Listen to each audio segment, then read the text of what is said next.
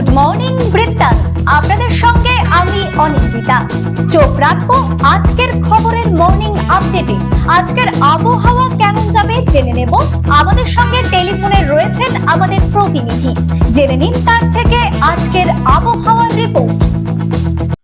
দেখো, উত্তরবঙ্গ কৃষি বিশ্ববিদ্যালয়ের আবহাওয়া দপ্তর যে পূর্বাভাস দিয়েছে তাতে কিন্তু বলা হয়েছে আজ উত্তরবঙ্গের সর্বত্রই কিন্তু রৌদ্র করজল আবহাওয়া থাকবে। আকাশ মূলত পরিষ্কার থাকবে, তবে কোথাও কোথাও কিন্তু সকাল এবং গভীর রাতের দিকে কিন্তু ঘন কুয়াশার সৃষ্টি হতে পারে। সেক্ষেত্রে দৃশ্যমানতা বেশ খানিকটা কম থাকবে। অন্যদিকে বৃষ্টিপাতের কোনো সম্ভাবনা নেই। পাশাপাশি দার্জিলিং হিমালয়ের কোথাও কোথাও কিন্তু যে শীতের প্রকোপ সেটা কিন্তু বেশ খানিকটা কম থাকবে, বিশেষ করে সান্দাকফু ফালুট অঞ্চলগুলোতে। সেখানে তাপমাত্রা 4 ডিগ্রি সেন্টিগ্রেডের নিচে থাকবে। সামগ্রিকভাবে কিন্তু শীতের প্রকোপ কম থাকবে গোটা উত্তরবঙ্গ জুড়ে। কি বলছে আজকের গ্রহ নক্ষত্র তিথি, রাশি অনুযায়ী কেমন যাবে আজকের দিনটি জেনে নিন। আজ অর্থাৎ 13 জানুয়ারি 28 পৌষ মঙ্গলবার দশমী তিথি। চলুন জেনে নেই আজকের রাশিফল। মেষ রাশির জাতক জাতিকার ক্ষেত্রে ঝগড়া বিবাদ বাড়তে পারে আজকের দিনে। বৃষ রাশির জাতক জাতিকার ক্ষেত্রে শুভ সংবাদ প্রাপ্তি হবে আজ। মিথুন রাশির জাতক জাতিকার ক্ষেত্রে শত্রু দ্বারা উৎপীড়ন হবে আজ। কর্কট রাশির জাতক জাতিকার ক্ষেত্রে অতিরিক্ত অর্থ ব্যয় হতে পারে আজকের দিনে। সিংহ রাশির জাতক জাতিকার ক্ষেত্রে গ্লানি অনুভব হবে আজ। কন্যা রাশির জাতক জাতিকার ক্ষেত্রে জয়লাভ হতে পারে আজকে। তুলা রাশির জাতক জাতিকার ক্ষেত্রে হঠকারী সিদ্ধান্তে বিপদে পড়তে পারেন আপনি।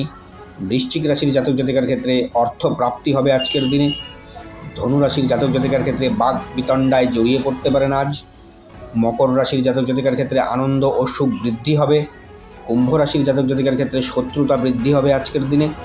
মীন রাশির জাতক জাতিকার ক্ষেত্রে মানসিক ও পারিবারিক শান্তি বজায় থাকবে আজ।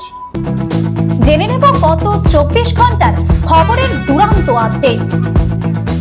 সোমবার রায়গঞ্জ পৌরসভার উদ্যোগে পালিত হলো বিবেক জয়ন্তী। এদিন সকালে রায়গঞ্জের বিবেকানন্দ মোড়ে স্বামীজির পূর্ণবয়ব মূর্তিতে পুষ্পার্ঘ্য অর্পণ করেন স্বামী পরেশত্যানন্দ মহারাজ। পৌর প্রশাসক সন্দীপ বিশ্বাস, সুশীল গোস্বামী, শুভেন্দু মুখার্জি সহ অন্যান্য পৌর প্রতিনিধিরা। এর আগে রামকৃষ্ণ আশ্রমে স্বামীজির মূর্তিতে শ্রদ্ধা জ্ঞাপন করেন বিশিষ্ট ব্যক্তিবর্গ। এদিনের কর্মসূচি প্রসঙ্গে সন্দীপ বিশ্বাস বলেন, স্বামীজির জন্মদিনে তার প্রতি শ্রদ্ধা জানাতে পেরে রায়গঞ্জ পৌরসভা গর্বিত।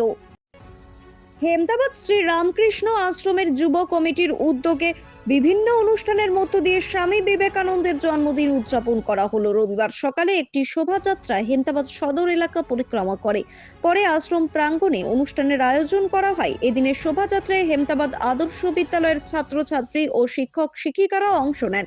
বিদ্যালয়ের ভারপ্রাপ্ত প্রধান শিক্ষক আনসালুর রহমান, শান্তি গোপাল সাহা, মনোজ মহন্ত, কৌশিক মণ্ডল সহ অন্যান্যরাও উপস্থিত ছিলেন এদিনের এই কর্মসূচিতে। রায়গঞ্জ বিশ্ববিদ্যালয়ের উদ্যোগে পালিত হলো বিবেকানন্দ জয়ন্তী। সোমবার রায়গঞ্জ বিশ্ববিদ্যালয়ের উপাচার্যের কনফারেন্স হলে আয়োজিত অনুষ্ঠানটিতে উপস্থিত ছিলেন বিশ্ববিদ্যালয়ের উপাচার্য দীপক কুমার রায়, ডিন প্রদীপ দাস মহাপাত্র, অধ্যাপক বাবুলাল বালা সহ বিশ্ববিদ্যালয়ের শিক্ষার্থীরা। এদিন সামনে বিবেকানন্দের প্রতিকৃতিতে পুষ্পার্ঘ্য অর্পণের পাশাপাশি স্বামী বিবেকানন্দের জীবনাদর্শ ও দর্শন নিয়ে আলোচনা করা হয়। উপাচার্য দীপক কুমার রায় জানান, স্বামী বিবেকানন্দ বর্তমান যুগে শুধু ভারতের ক্ষেত্রে নয়, সারা পৃথিবীর ক্ষেত্রে প্রাসঙ্গিক। সোমবার যথাযথ মর্যাদার সাথে হেমতাবাদে বিজেপির দলীয় কার্যালয়ে স্বামী বিবেকানন্দের জন্মদিবস উদযাপন করা হয়। এদিন দুপুরে স্বামীজির ছবিতে পুষ্পার্ঘ্য নিবেদনের পাশাপাশি তার জীবনের বিভিন্ন দিক নিয়ে আলোচনা করা হয়। বিজেপির হেমতাবাদ মণ্ডল সভাপতি বিপ্লব সরকার, যুব মোর্চার সভাপতি সুজিত কুমার শীল, যুব জেলা সম্পাদক দেবব্রত ব্যানার্জি সহ অনেকে উপস্থিত ছিলেন এই দিনের কর্মসূচিতে। ভারতীয় জনতা পার্টির হেমতাবাদ 2 নং মণ্ডলের যুব মোর্চার উদ্যোগে স্বামী বিবেকানন্দের 163তম জন্মবার্ষিকী উপলক্ষে সমাজে যে সমস্ত যুব ভাইরা পড়াশোনার পাশাপাশি বিভিন্নভাবে লড়াই করছে তাদের সামান্য উপহার দেওয়া হয় যুব মোর্চার পক্ষ থেকে বলে জানান বিজেপির হেমতাবাদ মণ্ডল সভাপতি বিপ্লব সরকার। প্রতিদিনের প্রতি মুহূর্তের খবরের আপডেট পেতে চোখ রাখুন নিউজ বৃত্তান্তের ফেসবুক পেজে। সাবস্ক্রাইব করুন নিউজ বৃত্তান্ত ইউটিউব চ্যানেলকে।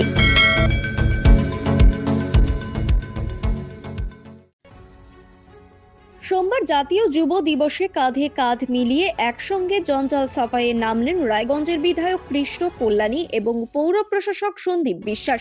সঙ্গে ছিলেন প্রাক্তন কাউন্সিলর থেকে শুরু করে অন্যান্য তৃণমূল নেতা ও কর্মীরা। সকাল সকাল ঝাড়ু কোদাল হাতে শহরের রাজপথে এই ছবি দেখে খানিকটা অবাক সাধারণ মানুষও।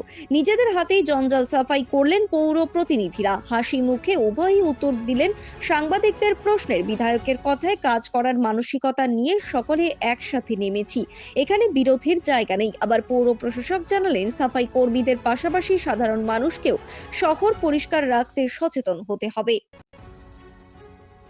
পথশ্রী প্রকল্পের অধীনে প্রায় 1.5 কিলোমিটার কংক্রিট ব্লক রাস্তার কাজের শিলান্যাস হলো ইটাহারে। সোমবার সন্ধ্যায় ইটাহারের দুর্লভপুর অঞ্চলের আশরাফপুর গ্রামে এই শিলান্যাস অনুষ্ঠানের আয়োজন করা হয়। কংক্রিট ব্লক রাস্তার কাজের শিলান্যাস করেন বিধায়ক মোশাররফ হোসেন।